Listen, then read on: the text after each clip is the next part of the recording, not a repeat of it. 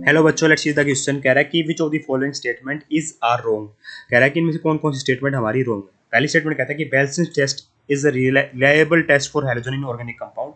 ये बात तो बेटा बिल्कुल सही लिखी हुई है कि बेल्सन्स टेस्ट काम आता है हैलोजन की डिटेक्शन के लिए, पर ये इतना रिलायबल नहीं माना जाता बेटा, क्योंकि ऐसे भी बहुत सारे कंपाउंड पाए गए जो हमारे जिनमें हैलोजन्स नहीं था और वो इस टेस्ट को पॉजिटिव दे रहे थे। जैसे मैं आपको बता दूं, हमारे जो थाइयूरिया हो गया, पिरिडिन हो गया, पिरिडिन वगैरह कंपाउंड ने, पिरिडिन हो गया, यूरिया हो गया, उन्होंने भी टेस्ट को पॉजिटिव दिया।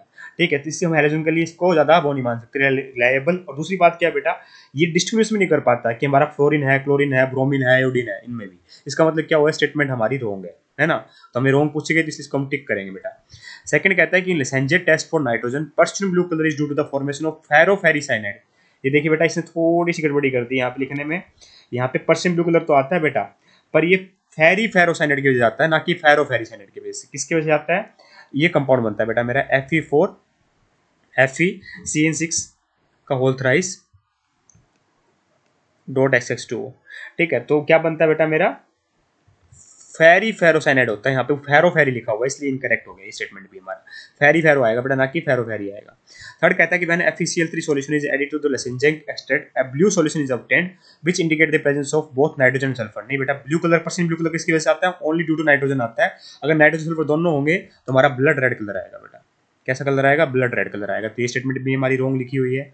और कहता है कि molecular mass of an acid is equal to equivalent mass into acidity. देखिए बेटा, इक्विवेलेंट वेट क्या होता है मेरा, molecular weight by n factor होता है। Molecular weight by n factor.